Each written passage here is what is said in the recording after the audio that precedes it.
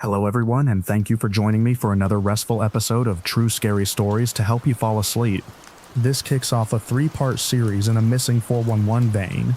One episode each Friday night, calm pacing, soft rain, and true-sounding disappearances that sit just a little sideways from ordinary life. The aim is steady and gentle, with that quiet pull of mystery drifting towards sleep. If this kind of slow atmospheric horror works, subscribing helps a lot. New parts arrive on the next 3 Friday nights. Same format, same mood, true creepy, sleep ready.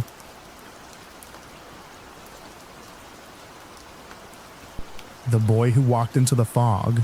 It was the sort of campground chosen for its convenience, not its mystery. Families arrived in SUVs, tents popped up in neat rows. The smell of charcoal and roasted marshmallows hung in the air. Children darted between picnic benches and lakeshore, while adults sipped drinks, relieved that wilderness here was domesticated by gravel roads and numbered sites. In that comfort lay complacency. No one noticed how quickly fog could creep across the subalpine valleys. The boy, 9 years old, was last seen running along the path between campsites, chasing a kite he had tied to a stick. The evening air was cooling. Parents called after him. His laughter rang high, shrinking as he jogged farther from firelight. Then the fog arrived. Not gradual, not a mist that seeps. One camper swore it was as if a curtain descended. A wall of gauze dropped across the path. One moment the boy's form was visible, small legs pumping, red hoodie bright. The next he was gone, erased by blank gray. Silence slid in alongside, muffling shouts. Adults scrambled, first with annoyance, then alarm. Flashlight switched on, beam swallowed after a few feet. Parents screamed his name, plunging into the mist. Other campers joined, confusion swelling into dread.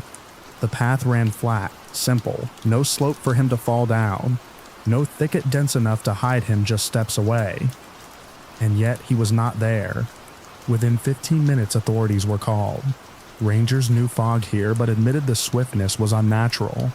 Search teams formed, calling in patterns. Dogs were brought. They sniffed the ground where the boy had last been seen, then circled in agitation. 2 sat on their haunches and refused forward, growling low. Handlers pulled, but the dogs resisted, ears pinned as though the fog itself held teeth. Hours stretched, then nightfall. The fog thickened still. Divers were even summoned for the lake shore, though no one saw the boy near water. The search continued for days. Helicopters with infrared flew over valleys, showing no small figure in brush, no heat signature. It was as if he had walked out of one world into another within a dozen strides. Other campers began to whisper what they had heard in those first seconds. Voices in the fog that did not belong. A man from Site 14 said he heard laughter, not the boy's high-pitched, echoing strangely in the gray. A woman claimed she heard the boy answer his mother's calls once, faintly, but the sound came not from ahead but from behind, as if looped through the fog itself. When investigators pressed for clarity, memories shifted, details blurred, fear distorts. And yet across testimonies, one theme repeated: the fog was not weather. It arrived too suddenly, moved with intention, and carried sound untrustworthily. The boy's parents stayed until the official search concluded after 8 days. They left behind the camp chair he had been sitting in earlier that afternoon. They could not bear to take it home. Rangers folded it away quietly, adding it to the long list of uncollected items that told uncollected truths. Years later, the campground remains open. Children still chase toys between tables. Yet locals tell newcomers if fog arrives fast, gather your own and wait in cars until it passes. Some swear that on quiet nights when mist curls again across the path, you can hear a small laugh echo inside, like a child just out of sight. Others refuse the warning, only to return unsettled, speaking of voices carrying from the wrong direction.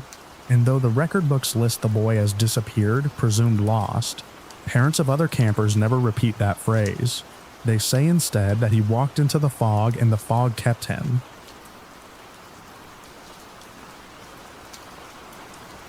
The Hunter in the Birch Grove.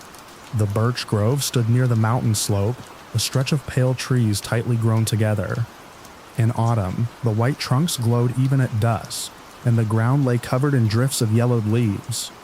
Hunters had always passed there since the days of logging, but few lingered too long. The man who vanished was a lifelong hunter, 51 years old, well respected locally, and familiar with terrain. He left camp one cold morning in November, rifle slung, intending to circle through the grove and return before dark. His companions saw him moving with assurance, striding confidently down through the trees. By nightfall he had not returned. Campers assumed delay, then sent calls across woods. No reply. His truck still sat where he parked. A search began immediately. The investigators found his boot prints leading in single file straight toward the heart of the birch grove, clear in the light frost. At a point between two trees they stopped. There were no signs of stumble or diversion. The ground ahead was untouched. Dogs brought to the site reacted strangely. They whined, pulled reluctantly to the end of the prints, then circled in agitation. One lay down and refused to approach further. Another barked and strained upward rather than ahead, as if scent lifted out of reach. Search teams scoured for over a week. Planes surveyed overhead. Men combed ravines with ropes. No body, no clothing scrap, no rifle was recovered. Hunters who participated later remarked on the uncanny hush of the grove. It seemed to silence birds entirely. Some swore they felt a pressure around them and complained of an unnatural stillness. Locals recalled that years before, others had been lost in the same area. An old logging record mentioned a man never coming off shift, last seen walking through birches. No trace had then been found either. After official search concluded, the family placed a marker stone near the grove. His wife said only that he had always walked there with confidence, and that she could not believe he might have lost his way in land he knew since boyhood. Hunters today often skirt the grove. They mutter about its peculiar quiet and urge younger men not to linger. The prints still ended, without explanation, as though the hunter had stepped out of this world entirely.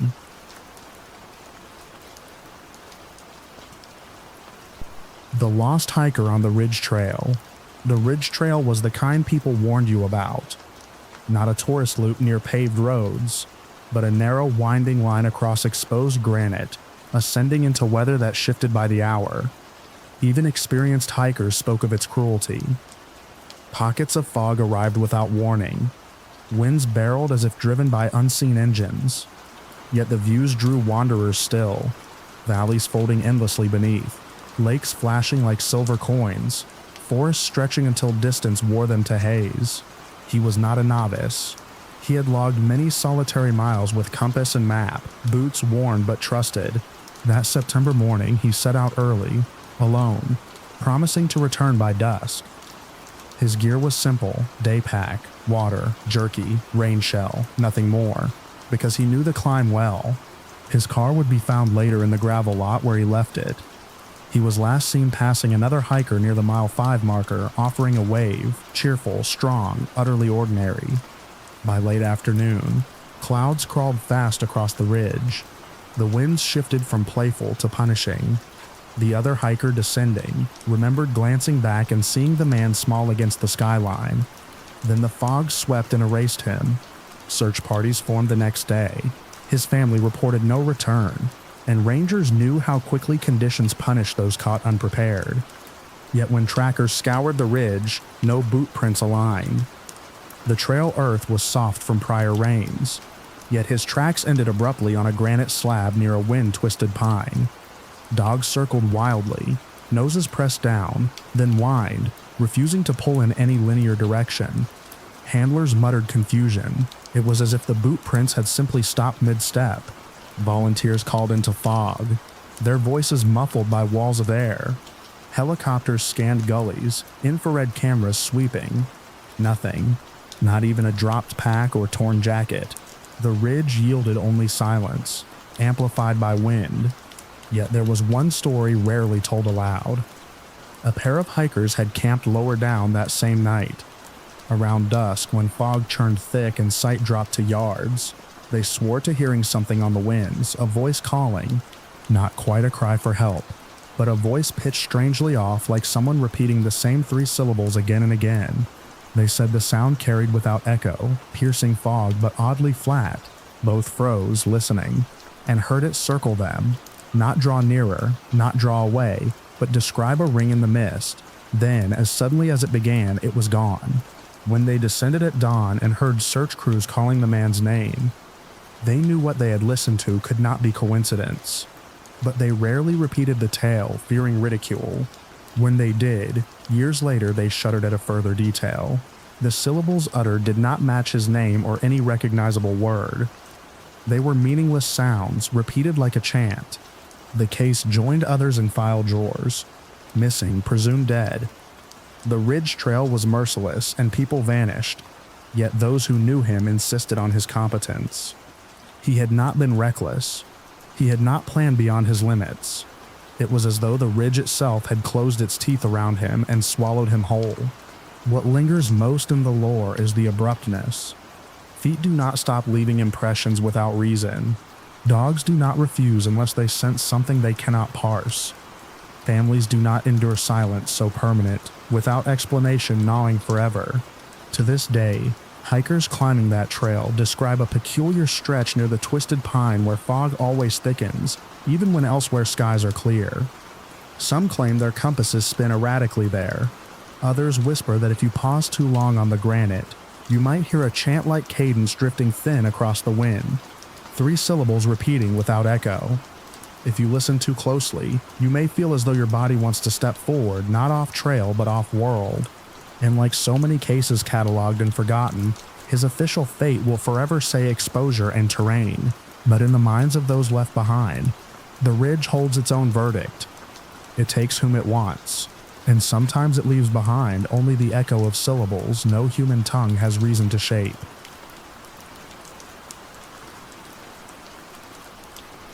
The Vanishing Boy and the Campground.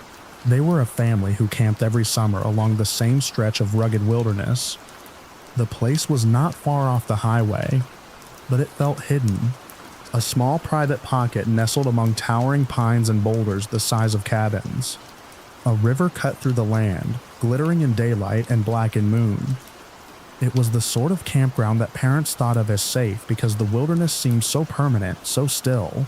On the second evening, the boy, 7 years old with boundless energy, was throwing a ball toward a stand of trees, while his sister giggled on the grass. The parents cooked over the fire, glancing up now and again. It was the sort of glance parents cast when danger feels far away, perfunctory, a reassurance rather than a safeguard. One glance found only emptiness. The ball rolled back down a slope toward camp, but the boy did not return with it. His sister assumed he had gone deeper to fetch it. His parents at first assumed the same, but when they rose and called, voices carrying into the trees, their calls dropped like stones into a well. There was no return call, no rustle of leaves, no patter of running feet. Within minutes, camp neighbors were helping, spreading out between tents and vehicles, fanning into the woods. The search grew frantic quickly, too quickly, because there was no trail of snapped branches, no sound at all of a child stumbling. Dogs were brought in late that night, noses pressed into grass, but the trackers grew unsettled. The dogs pulled oddly, circled, then whined, and refused to continue up the granite ridge not far from camp. Their handlers exchanged uneasy looks but could not explain. By midnight, floodlights dotted the trees. Helicopters scanned the slopes, yet not a single print was found. The earth near the ridge was soft with lichen and sand. It should have held impressions of small shoes. There was nothing. The family stayed for days, desperate, brittle with waiting. They described the boy as bright, fearless, eager to chase after anything new, but there was nothing for him to have chased. The forest gave back no clue. Witnesses said the parents never truly cried until the 5th day, when they were asked about the stretch of granite above the river. To law enforcement's questions, had the boy ever tried to climb it? Had he shown interest? Both parents shook their heads in confusion. They said he feared heights, and besides, it was smooth stone, bare and vertical in sections, too high for a child to climb without help. Others, though, whispered things. Campers who spent that night near just before dusk told of hearing a sharp, unnatural silence sweep the river corridor, like an invisible curtain pressed against their eardrums. One man swore he glimpsed something like a person, but too thin, standing high on the granite as the sun dipped. He admitted later he hadn't spoken of it immediately because it sounded insane.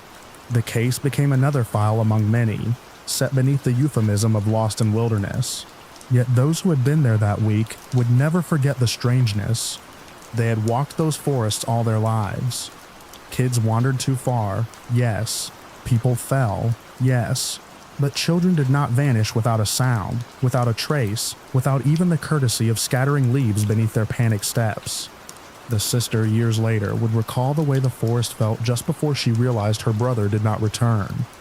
She said it seemed that time itself had slowed, as if her own heartbeat was suddenly loud. She remembered the ball rolling back all on its own, turning slowly over uneven grass, and how wrong that felt, how it rolled when there were no footsteps following it. The official explanation was never satisfying. The terrain was scoured again and again. Rangers admitted off record that places like this granite ridge had a history, not well publicized. They did not elaborate. Parents of the missing seldom got answers. Even now, the campground remains open. Families drive in from the highway, pitch tents, and watch their children run laughing into the woods. Yet a few locals avoid the river bend entirely. They mutter that something lives near that granite rise, something that notices children more keenly than adults. And if you walk those grounds at dusk, when the shadows stretch long toward the ridge, you might feel, as some swear they have, that the silence comes too quickly, too perfectly, erasing insect buzz, muting even the river. In that silence, the world pauses, and for a moment your mind anticipates the sound of small feet vanishing into the trees, though none are there.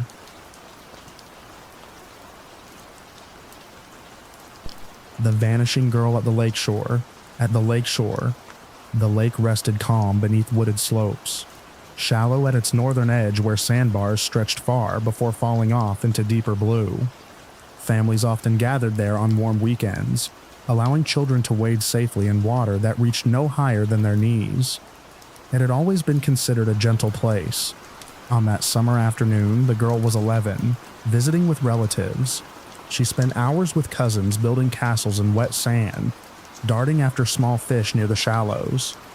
When midday came, adults busied themselves with unpacking coolers. The girl lingered by the water's edge, toes scuffing ripples. Her cousins turned to collect sandwiches. Moments later, they looked back. The girl was gone. At first, no one panicked.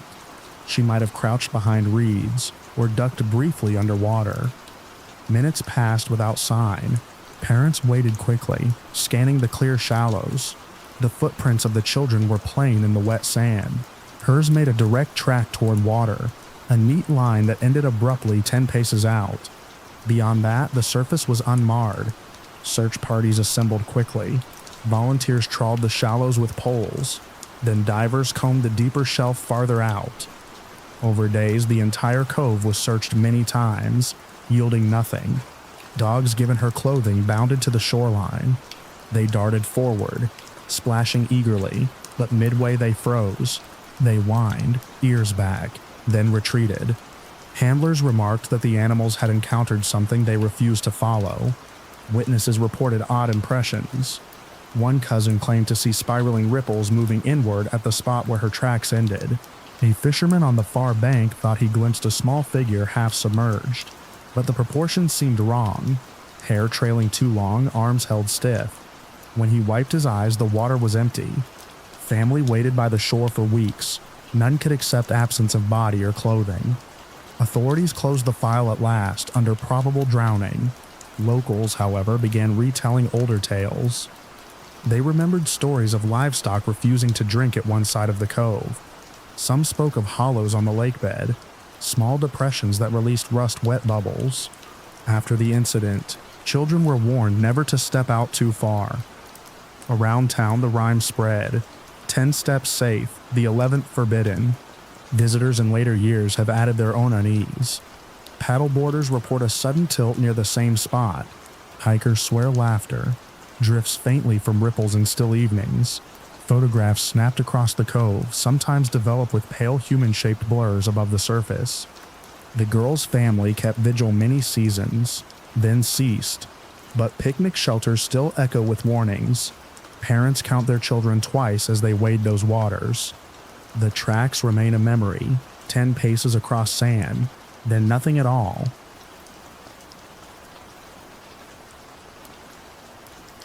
The screams by the reservoir. The reservoir was a place of compromise between wilderness and industry. On one side rose thick pine forest and granite scarps plunging steeply to water's edge. On the other, concrete spillways and rangers' service roads told of human dominion. The reservoir held a silence about it, not of serenity, but of containment. Locals came for fishing, for late summer swims, and when the rules went unenforced, for parties hidden among the trees at dusk. The young men arrived late on a Friday evening, 3 of them, tent sagging under too few poles, hearts light with weekend anticipation. They were not experienced woodsmen, but that mattered little. The water glimmered, the night was warm, and they felt the invulnerability that youth often bestows. As they pitched their campsite on a flat clearing near the tree line, laughter carried across the reservoir. On the opposite bank, another group had lit a fire.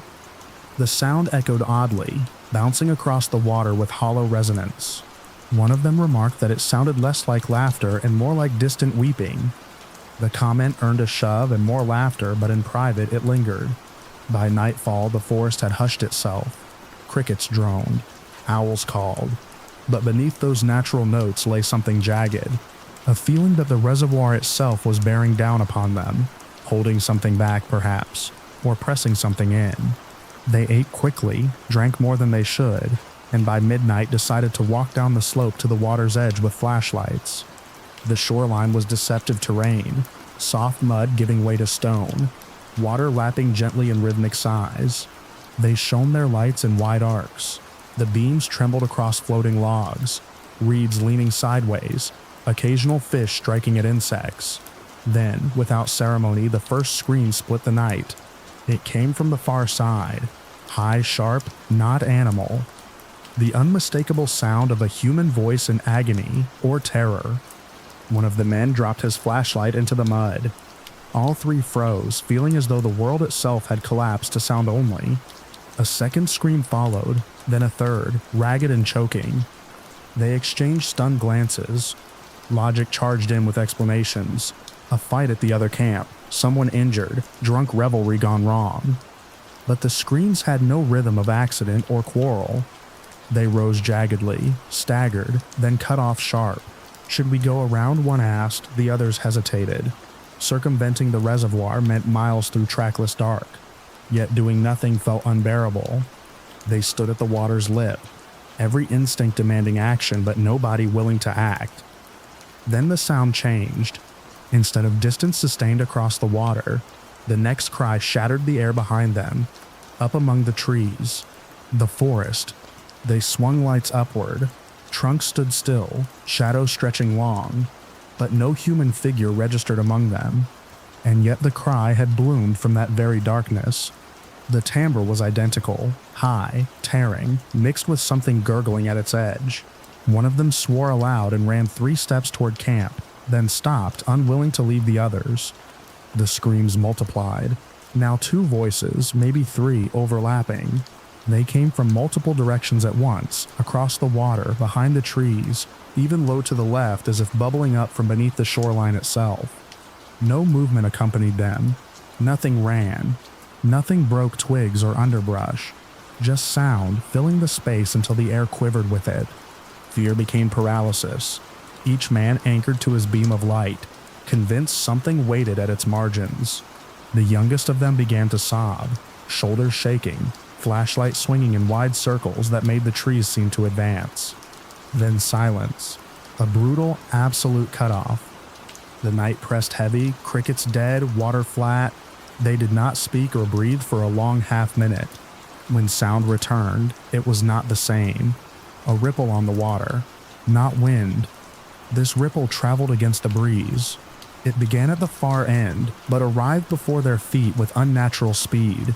The surface bulged, as though something vast moved just below. Then, in the glow of their lights, they saw circular rings spread outward, rhythmic, deliberate, like the pulse of something surfacing. One of them broke. He shouted that he was leaving. bolted toward camp without waiting. The others followed, tripping in mud and roots, lungs rasping. They did not stop until they reached the dirt road near the ranger, turn off, where headlights occasionally swept. All night they sat there, backs against the gravel bank, refusing to risk sleep. At dawn they returned hesitantly for their gear. Their tent poles were collapsed, fabric shredded shallowly, as if clawed by dull hooks. Yet no tracks led away. Later reports diverged. Some said they had been drinking, imagination stoked. Others swore that screams were heard by a second camp on the northern bank. Though no names were given, no official record kept. The ranger station filed nothing beyond a disturbance call. Yet those three never returned to camp near the reservoir. Each described the night differently, but all identical in one feature. The way the water seemed to know their fear seemed to amplify it. They compared notes years later and shivered when one recalled a final detail. Beneath the screams in each burst had threaded the faint sound of water spilling. Not waterfall, not wave, like liquid draining endlessly from some cracked vessel. That image never left them. Nor did the sound, heard sometimes still in quiet hours of night, human cries wrapped in the rush of unseen waters.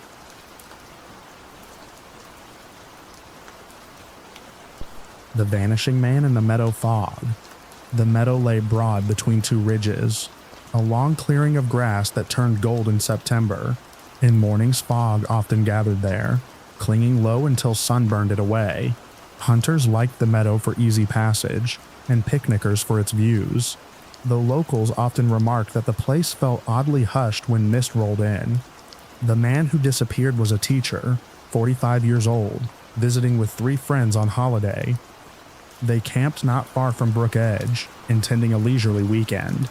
He was in good health, familiar with outdoors, and spent evening before trading stories cheerfully. On the second morning, the meadow was covered in fog. The group brewed coffee at their base.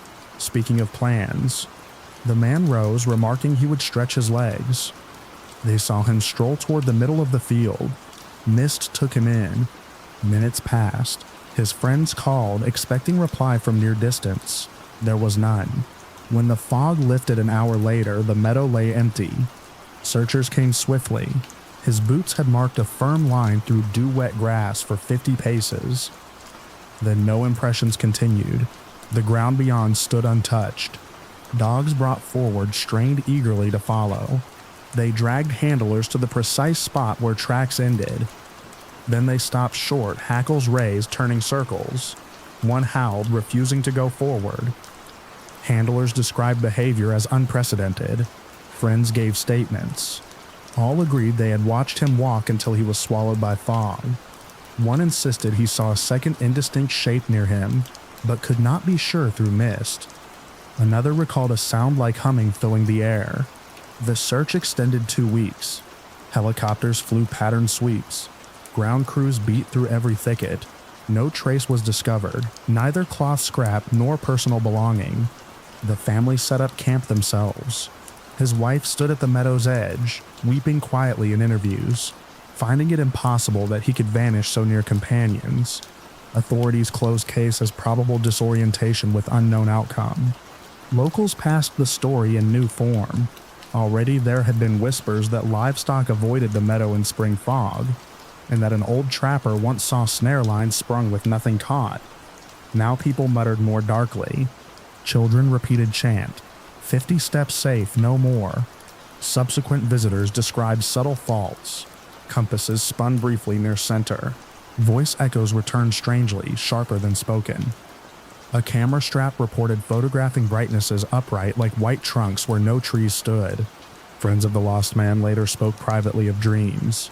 In these, he walked alongside them on meadow smoke, yet his face lacked detail. Each night they woke unsettled. Still today, hikers keep count across meadow in thick weather. Some avoid it altogether, because one teacher walked into fog, followed his own laughter, and never returned.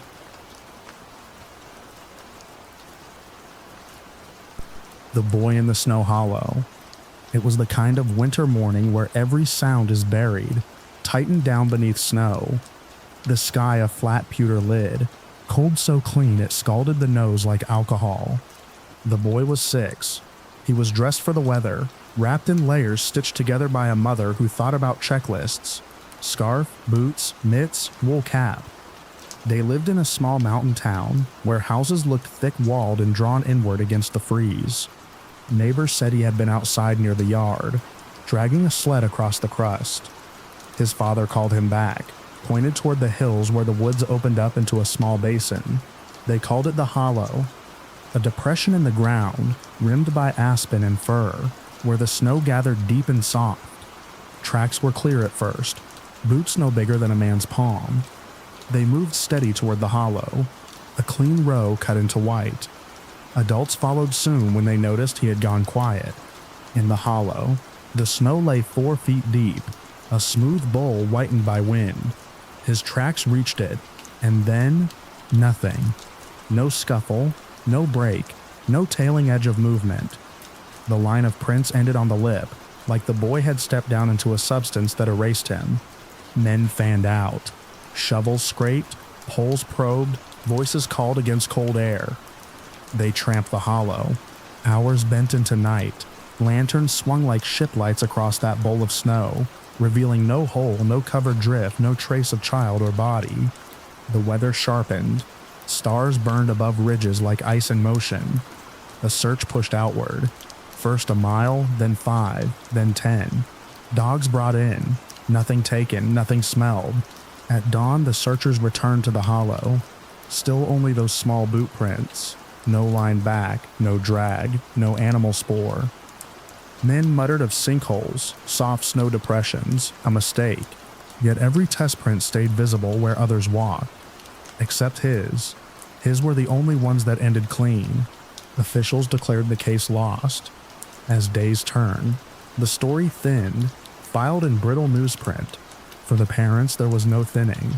They stood by the hollow too many nights to count, waiting for hint or echo, unable to accept a field of snow could take a child and not give him back. Children in the town avoided the place.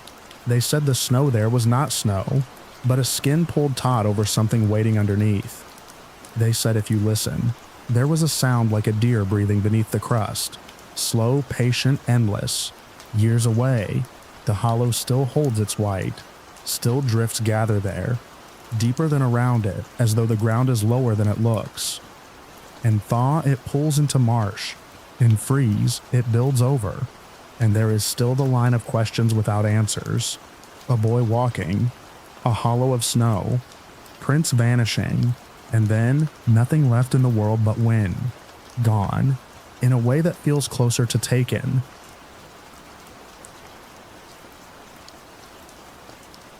The missing farmer beyond the fence. It begins in the middle of nowhere, though the people who live there never call it that. To them it is simply home. Flat fields stretching as far as the eye dares look, oak and ash lining property borders, farmhouses leaning like survivors of a storm, clay earth red in spring, pale and cracked in summer. One of those farms belonged to Harris. Folks called him steady, upright if plain. He had worked that land all his life, his boots worn through more seasons than most people counted. He wasn't remarkable, just dependable. The sort of man you nodded to on the road, the sort you saw hunched over a tractor in the first light of day. A fence stretched across the northern edge of his farm. Beyond it lay more land, his by survey, but ground he rarely worked. He said the soil there soured fast. Crops came up thin, roots twisted, stalks brittle before harvest. Land goes dead if it wants to, Harris once muttered at the grain elevator.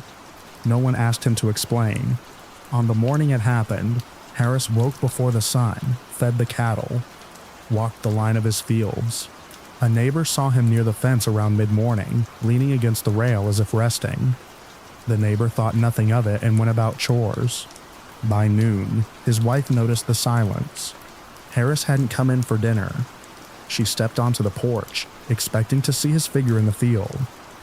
Instead, there was only his hat, resting on a fence post, exactly centered, as though placed there with care. His boots stood neatly on the lowest rung, side by side, toes pointing forward. She called his name once, twice, a third time, her voice thinner. That's when she saw the prints. steps pressed into the soil beyond the fence. Clean, clear, and dented deep where he crossed. They moved steadily out into the pasture. Lena followed them with her eyes, and then she stopped. Because halfway across the field, the track stopped. Cut clean, boot prints ending suddenly in unbroken earth. No stumble, no drag, no scuff that might show a turn. Just one set of prints that carried forward, and then simply ceased as if the ground had closed its mouth. Neighbors came running when she screamed. Dogs brought in sniffed circles and whined like they had lost the trail to air itself. Lanterns burned through the long evening, throwing weak light across grass that bent but held no answer. Nothing was found, and every time they returned to that pasture, it was the same. The boots on the fence, the hat, the tracks leading away, and then nothing. Nothing at all. Deputies asked questions no one wanted to answer. Did he drink? Did they fight? Was there money owed? Every question pressed on Lena like weight she could not hold. She stayed silent, except for one thing she said under her breath. He wouldn't leave the boots. Days stretched, searches widened. Fields still demanded tending, because out here even the missing can't keep the living from chores. But at dusk, neighbors found themselves leaning on that fence, staring out, wondering what had stolen more effective than sickness, more silent than crime. The children whispered. They said the ground out there wanted, that it softened for Harris and closed when he stepped. That if you walked far enough into the line of earth, the field itself would open to swallow you whole. Weeks passed, grain grew again, but when harvest came, the patch beyond the fence refused. Wheat knelt low to the ground there, dying early. From above, it looked like the outline of a body pressed sideways into the dirt, knees bent, arm crooked, head bowed, the shape of a man who lay down once and never rose. Some called it coincidence. Others stopped talking altogether. Years dulled the sharpest edges of grief, though not the hollow left behind. Lena left eventually, unable to sleep near the fence line any longer. The land passed hands, but the fence remained. Wooden rails sagged with thaw and frost, but no one tore them down. People still speak in whispers when they speak of him at all. Before sunrise, some say they've seen a man along the line, a tall shape in work clothes, walking slow, bending as though for weeds. But when headlights catch him, he is gone. They say fields like that keep what they take, and the fence still waits, leaning gray, silent. One man, one set of prints, one field that ended them, gone beyond the fence.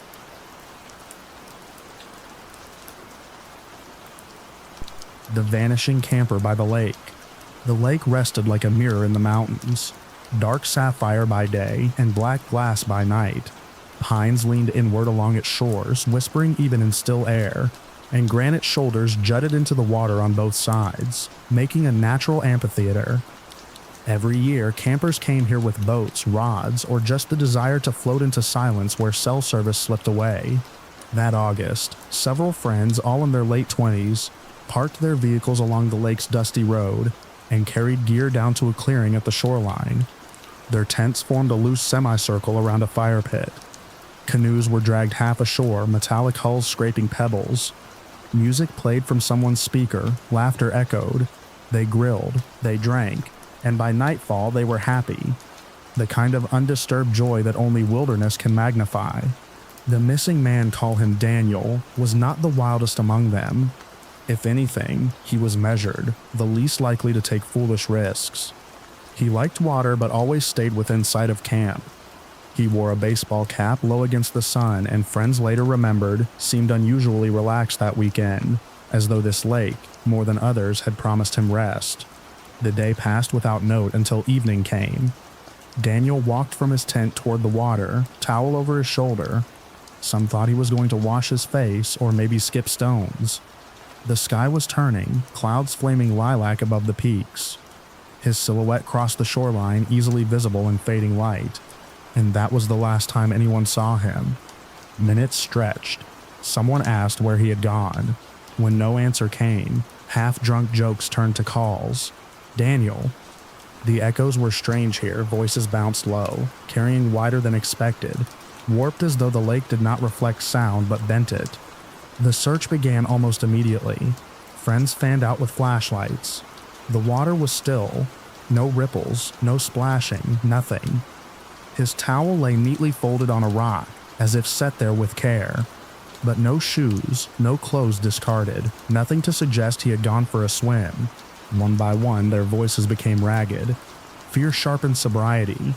By midnight, rangers had been called, headlights washing over trees as more searchers arrived. Canoes were pushed back onto the water, beams cutting across pitch surface. But no body broke the reflection. Dogs arrived next morning. They sniffed Daniel's towel, circled the rock, then turned inland. For a brief moment, handlers seemed confident, until the dogs looped back to the same point, pacing, whining. One dropped to its belly, ears flat, refusing further. As with so many of these cases, the clue ended with the dog's refusal to lead. Divers searched the shallows, then the depths. Water clarity was poor, dark, sediment choked. After days, nothing emerged. No clothes, no body. Families demanded answers. Officials wrote exposure, drowning, misadventure. But the absence remained too neat, too clean. Around campfires later, among those who had been there, other fragments were spoken. Several admitted hearing something strange around dusk before Daniel walked down. A single tone, deep and vibrating, stretched across the lake. Not music, not machine. A kind of droning that felt more felt than heard, as though their ribs hummed. At the time, they had written it off as a boat engine miles away. Later, they realized no boat had been present. One camper swore the night air had carried another sound too. A splash far out, followed by a cry, thin and cut short. But the statement wavered, changed. Perhaps memory played tricks. Perhaps the cry was imagined in retrospect. Rangers, quietly to one another, muttered about that lake. A history unspoken because repetition makes it harder to ignore. Other cases, vague, scattered, where prints ended at water with no sign of entry, where belongings were found neatly arranged but owners gone. Officially, each was its own tragedy. Unofficially, the pattern formed its own dread. Witnesses spoke of reflections acting oddly. Some said they saw more figures in the water's mirror than stood on shore. One said Daniel's reflection lingered longer than his form, as if a second slower to vanish. Another refused to return at all, saying the lake carried silhouettes it had no right to. For the family, explanations gave no comfort. Searches stretched for a week, then shrank to daily headlines. After 10 days, Daniel's name joined the roster of missing, and yet the friends carry a detail unshakable. The towel folded flat on the rock. He had set it down carefully, as if he expected to be back within minutes. It was not panic, not accident. Whatever drew him into absence was accepted calmly, almost invited. Years afterward, rumors thicken. Local campers whisper of evenings when fog lifts from the surface, coiling over the rocks. Some claim to see a lone man on shore, baseball cap low, moving toward the water, but no splash follows. The apparition seems locked in loop. One minute he is there, the next no. And sometimes, in the minute after sunset, they say the lake itself changes tone. Not the ordinary hush of evening, but a vibration, a bass hum without source. Stand near enough and you will feel it through stone beneath your feet. Explanations, hypothermia, sudden drowning, getting lost. Fail against one detail, the towel still folded, waiting. A gesture of someone who thought he was stepping only a moment away. Perhaps he did, only, not in a direction this world can measure.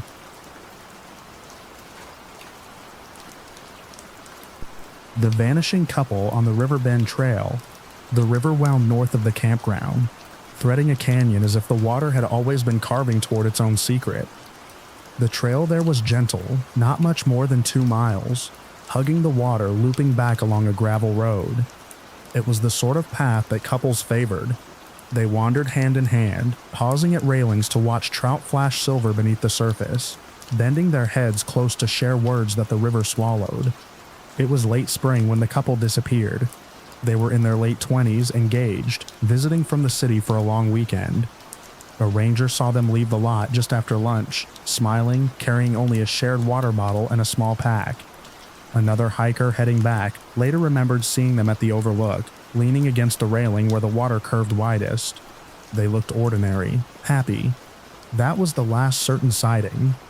By evening, their family grew uneasy. Their car still sat in the lot, unlocked. Their phones rang unanswered. Rangers at first assumed a delay, but sent 2 officers to sweep the trail. They walked the loop carefully, right to the bend, and found the water bottle set oddly against the railing. No pack, no couple, no sign of accident. The search widened through the night. Boots pressed soil and stone. Circles of headlamps darted across tree trunks. Dogs pulled at leashes. The animals tracked along the trail down to the railing, and then froze. They whined, circling, confused, sniffing the air as if the scent did not lie on the ground anymore. Handlers pushed toward the river itself, but the dogs backed away, paws braced as though refusing a command. Some tried a second pass, but every time the animals stopped just short of the bend and turned their noses upward, not down. Divers entered the following morning. The river was shallow at the curve, pools clear to stone. The idea of both falling seemed ill-fitting. Rails secure, water mild. Yet the crew searched anyway. They combed currents, scanned for bodies, combed for clothes snagged on rock. Nothing surfaced, no torn fabric, no scrape on the rail, not even a print in the mud below. Witness accounts trickled in. A grandmother at the picnic area upriver told her daughter quietly that she had seen 2 figures in the shallows near dusk, not walking but gliding just above the surface, side by side. The features blurred, like reflections seen through shifting glass. She had been too ashamed of the strangeness to report it right away. After 2 days of silence, she confessed with tears, shaking her head at her own words, even as she insisted they were true. Others admitted to hearing laughter that same evening, echoing strangely across the canyon. A light sound, cheerful, too far away to place. Crews followed the echoes into darkness and found only air over the river, no one standing on the bank. By the 3rd day, the families broke down. Flyers lined the trailhead. The photos showed 2 faces bright with expectation, smiling at a future that seemed certain. Authorities pushed the standard explanation: hikers missing, presumed drowned. They mentioned past accidents, slips, the deceptiveness of water. On record, it remained the simplest answer, but the locals shook their heads. They knew the river well. It could sweep a single soul under, perhaps, could hide 1 body in its eddies, but not 2 without trace, not side by side.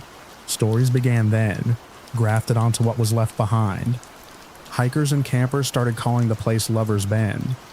They said the canyon pinched there in a strange way. Voices echoed wrong, shadows warped oddly at dusk. Photographs taken near the rail sometimes came out crooked, faces stretched long, water gleaming double. A few swore that if you stayed too long as the sun sank, you heard laughter drift over the water, followed by a sudden silence that pressed against the chest. Some added that the silence invited you forward, that it pulled not with menace but with a soft calling, like an open hand stretched across a distance. Witnesses admitted they felt a brief urge to climb the rail and step outward, not from despair but from a strange conviction that someone was waiting just past where the earth fell away. The families returned still. Each year they lay flowers by the post where the water bottle was found. Stones arranged in circles, names spoken quietly. No one mentions drowning.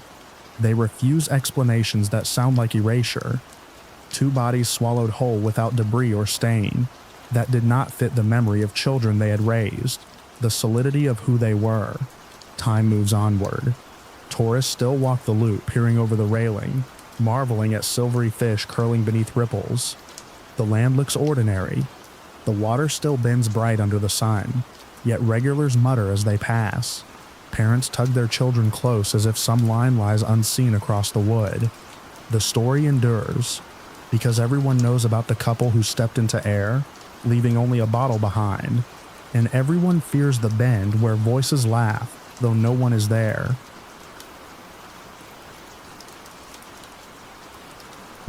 The hunters and the distant whistle. Early October brought the hunters to the high country. Nights dipped below freezing, mornings broke crystalline, and the valleys rang with the bugle of elk. 3 men, longtime companions, drove their truck along a gravel spur into the national forest. They had hunted these ridges since their teens, hauling deer from draws and fishing cutthroat from creeks that rarely saw another rod. That season felt routine. They set their camp in a clearing, raising a canvas wall tent, firing up a propane stove, a lantern swinging at the ridgepole. The woods stretched in every direction, granite shoulders lifting into the sky. Calm fell over them in the scent of pine pitch and wood smoke. The first day brought nothing but miles. By dusk they returned laughing, mock-blaming each other's noisy packs and sluggish pace. After supper and bourbon, they leaned back to watch the stars blink through the canopy. Night pressed in, silent except for an owl. The second day came strange. Low clouds swallowed peaks so quickly it seemed the world shrank hour by hour. The forest was muffled, each twig snap cut short, as if the air itself smothered small sounds. Still they rose at dawn, rifles slung, splitting apart along the ridges to cover ground. By late afternoon, 2 of the men were back at camp. The third did not return. They waited. Hunters know how to circle back, to linger when the light fades. But by true dark, the absence felt wrong. Lanterns were hung high. Names were shouted into the draws. No answer came. It was near 10 o'clock when they heard it. Not his voice. A whistle. High and clean. 2 notes, repeated. They darted from the tent and swept beams into the trees. Relief spilled out in nervous laughter. It had to be him signaling. Yet relief drained quickly, because the man they knew did not carry a whistle. He never had, and the sound itself was wrong. It did not sit in a place. It seemed both near and impossibly far, at once across the ridge and then just behind the line of spruce. They called his name, voices cracking with effort. Silence followed. Then again the 2-note whistle, patient and steady. Half an hour passed, with the sound weaving through the forest, never nearer, never fading away. Then, without transition, it stopped. The 2 men sat awake until dawn, rifles laid across their knees, waiting for it to return. At first light they charged into the country their friend had climbed the day before. His trail was simple to find, boots leading uphill, steady, deliberate. Midway on the slope the prints circled, hesitated, and then ended in a patch of duff. No dragged mark, no snapped branch. Just one moment he was walking, and the next he was not.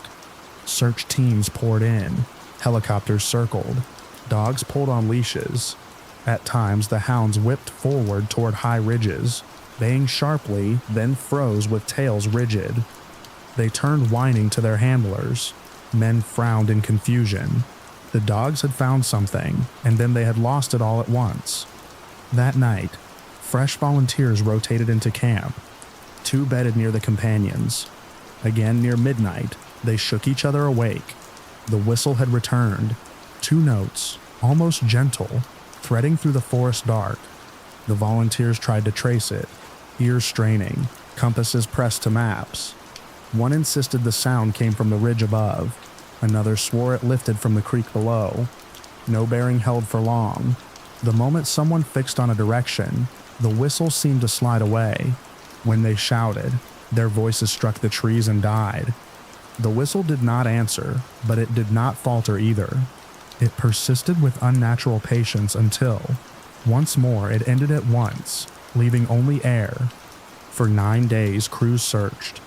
Mile after mile swept clean, no rifle, no coat, no spare cartridge in the dirt, nothing at all. The report filed was as flat as paper, missing while hunting. His family was handed condolences without remains to bury. The 2 companions carried guilt into the years afterward. Both admitted that the sound had not only unsettled them, it had tempted them forward. There was comfort in those 2 notes, a suggestion that someone familiar was calling. Each had to resist the urge to walk into the dark. They wondered if their friend had heard it first, higher on the ridge, and if he had followed. The country found its stories. Old loggers muttered of piping sounds in forgotten valleys, like flutes carried on the air, though no herdsmen lived here. Elders spoke of meadows once avoided, places where spirit voices lured travelers astray. Scholars called it folklore, but the tales accumulated. Years later, hikers returned with their own reports. A whistle in the trees, always 2 notes. Some convinced themselves it was a bird. Others swore it was too sharp, too precise, too perfectly repeating. One woman said the strangest part was not the sound itself, but the feeling that it was aware of her listening. For the men who lost their companion, the sound was not folktale but memory. Both sank into uneasy dreams for weeks after, hearing the whistle in sleep, following it downhill into a fog. In those dreams they almost glimpsed him, stepping just beyond reach, the 2-note call always leading on. Neither ever went back to that drainage. One never shouldered a rifle again. The file remained still. A competent hunter climbed into the fog. His tracks broke off on a slope, and he was gone. The coordinates sit in a drawer, and some nights in October, when cloud sinks too quickly through granite valleys, the sound carries again. 2 notes. Clear. Waiting.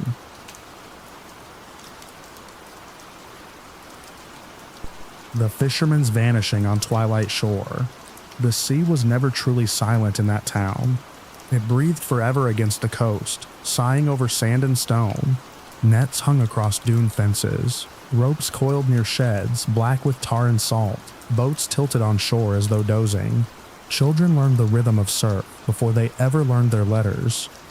Among those people of tides was a man named Silas Rudd. Everyone said he belonged to the ocean as much as to the streets they shared. His skin bore the mark of years in salt air. His hair gone gray, early not with age, but with spray.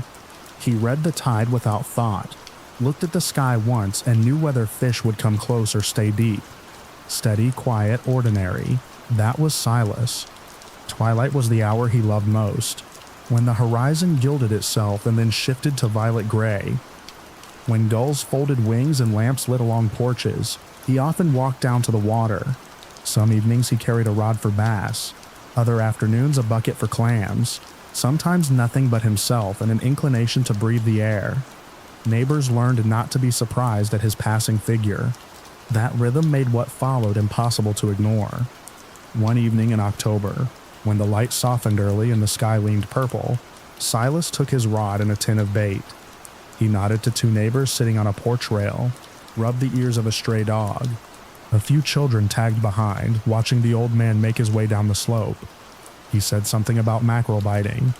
Several people glimpsed him later along the sand.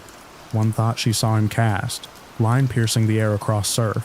Another described his body drawn against the horizon, rod braced as if waiting. This much is certain. By twilight he stood on the shoal, and then he did not. When true dark came, his porch stayed unlit. His niece walked up thinking to check, expecting to find him winding line or dozing in a chair.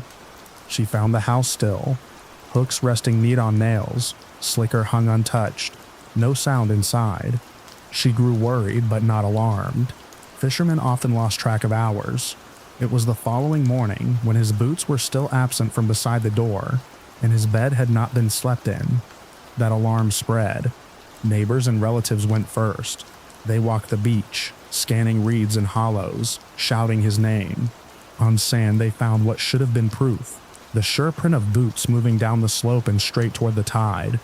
The line of impressions was steady, neat, bearing the weight of a man unhurried. They followed until the prints simply stopped. Not blurred, not half washed away, not staggered as though he'd fallen. They ended clean and dry sand, as if his last step had carried him elsewhere. Beside that final mark sat the bait tin, lid sprung open, worms stiff in air. His rod was nowhere. Search efforts began in earnest. Men rowed boats, scanning each inlet. Crews hauled nets into empty water. Coast Guard vessels sniffed radar across the bay. Helicopters combed the ocean mouth with blades slicing the horizon. They found nothing. Not a coat, not a float, not a scrap of line. It was explained in official tone, presumed drowned. The records said it plainly. The sea was dangerous, the currents deceptive, another fisherman lost. But the people of that town muttered otherwise. They knew the habits of water. A drowning leaves ripples, a shoe tossed, a shirt tangled, a sign carried back by waves. The sea, cruel as it could be, always returned something, but here it returned nothing at all. On the third night, a boy came running pale-faced to his mother. He had been chasing fireflies near the river mouth when he swore he heard Silas calling. The voice was faint, drawn out, not across the waves but above them. He insisted it drifted from the air rather than the tide. His tears convinced no one fully, but silence crept into the room after his story. Later, a woman admitted hearing something that same evening. Not words, but a long whistle, thin and wavering, losing itself above the surf. She had thought it imagination until the boy spoke. The community leaned closer then, speaking low. Whispers turned to stories. Old fishermen remembered tales of strange lights on October seas, orbs wandering above the water's curve. An elder recalled his grandfather mentioning a sailor vanishing from the same long shoal generations earlier. A priest spoke lightly of spirits tugging men from shore in the violet hour. Children grew restless when twilight came, glancing at the water with eyes gone wide, running home before the sky lowered itself toward night. The family grieved in their way. His niece lit the porch lantern each dusk, hoping against sense that the beacon might draw him back. Neighbors built a cairn on the dune line where his prince finished. The sea licked close each tide, but nothing toppled the stones, as though the waves themselves were cautious at that place. Time passed, seasons broke themselves open. Fish returned, others left. The cairn remained, though wind worried at it, and sand carried half its bulk away. Silas's story, however, grew heavier. Hikers paused on the shoal. Tourists snapped photographs. Some of those photos returned distorted, faces smeared in light, edges blurred as if fog had crossed film where no fog had walked. A fisherman years later swore he heard laughter lift from tide pools in the night. He fled without checking. A couple walking at dusk spoke of spotting a figure hunched among rocks, but when they drew near, the space proved empty and sand unmarked. Legend attached itself thick as barnacle. It was said the shoal was thinned ground at twilight, that if a man lingered too long, he would feel not horror but a strange invitation. The air itself would ask him to step forward, just past water's mark, and if he did, his prince would end neat as Silas's. 10 left waiting beside them. The stories frightened children but bound adults to unease. They could not forget details. They murmured over suppers. The prince too sure for panic, the sea too silent for drowning. They retold it again and again, not to entertain but to try forcing sense onto something that had none. The most haunting account, however, came quietly from Silas's niece months afterward.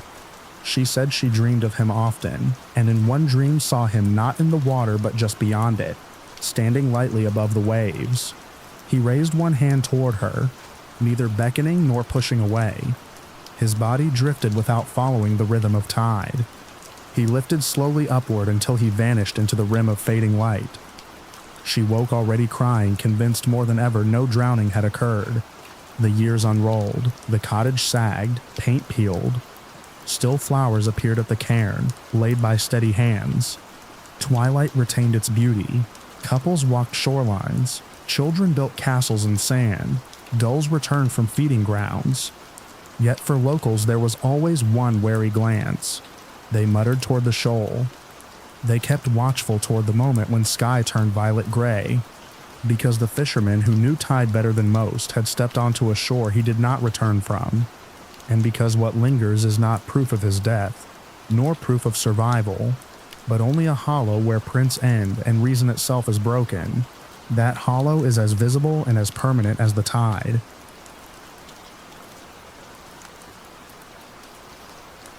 The woman who went to wash dishes. The camp had been lively through the afternoon. People bustled between fire ring and picnic tables. Pots rattled, voices rose and fell with laughter. The mountain air was crisp yet forgiving, the kind of summer evening that makes food taste better simply for having been prepared outdoors. The woman who cooked most of the meal. Her name in the record is Margaret, though everyone called her Maggie. Did what she always did when a crowd fed well. She smiled with a tired sort of pride. picked up the basin of dishes, and announced she would wash them down by the water. Nothing about those words seemed final or unusual. She had done the same thing hundreds of times at home, at cabins, at picnics. You clear, you scrub, you rinse, and you come back. Simple as breath. Several people recall watching her step down the slope with the basin tucked on her hip and a towel draped over her shoulder. Still light enough then to see her skirt catch at brush along the trail. She turned once, called some passing remark about saving soap, then vanished from view among low fir trees. The moment was ordinary, forgettable, until it was not. When dusk spread through camp, the conversations dimmed. Someone asked if Maggie needed help. A cousin walked down to the water.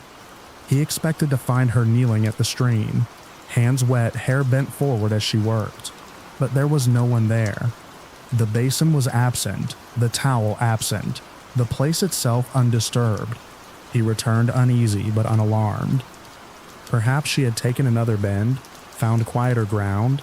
Yet more minutes passed, then a half hour, and unease thickened. Lanterns were lit, names called out between trees. Only crickets answered. By full dark, the family panicked. The trail was not long. The creek no wide river, only a ribbon of clear water curling against stones. Maggie should have been visible at nearly every point. Yet when they swept both upstream and down, no trace appeared. Her basin was not found. Her towel was not found. She herself was not found. Searchers gathered fast. Once shouts reached the highway camp. Neighbors brought lanterns, doubled back with dogs. Rangers were summoned by radio. They combed brush, stomped along ridgelines, dragged shallow pools, called into silence.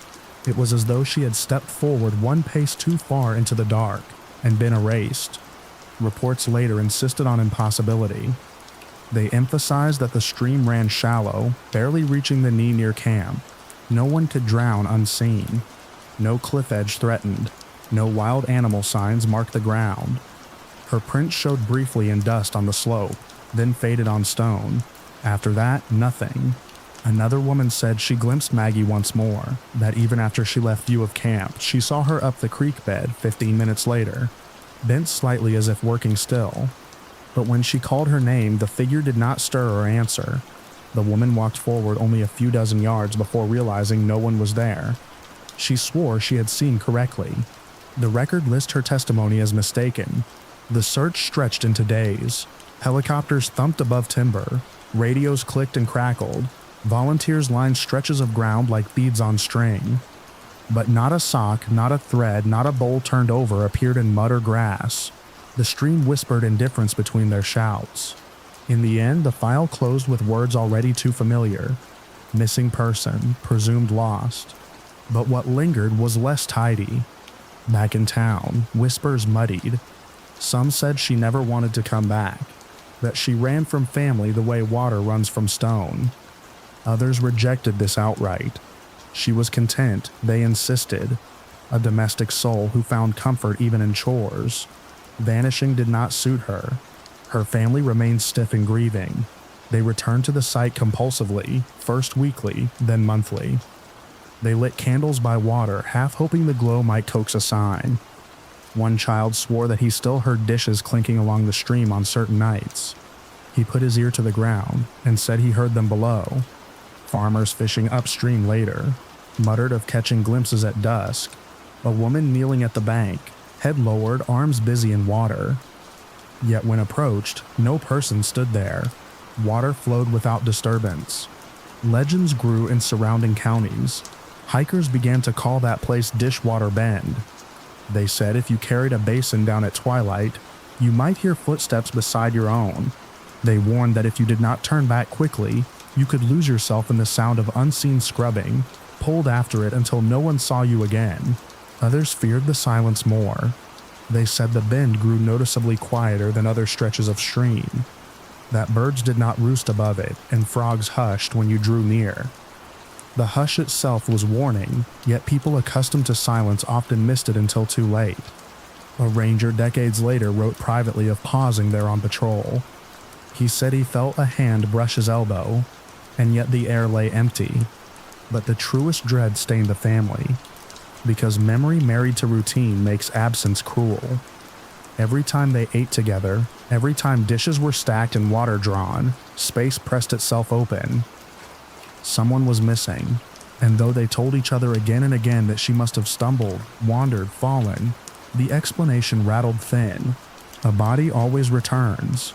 A bucket always rolls into view. Something should emerge. Nothing ever did. The photograph on her sister's mantle faded with time, but the place where her prints ended did not. Families pointed it out like warning as they hiked through. Children raised in the county learned early: water reclaims, forest devours, but silence can eat a person whole. And always, stories ended the same way. A woman who carried dishes down to a stream during twilight, and who never came back. Not her, not her basin, not a single thing.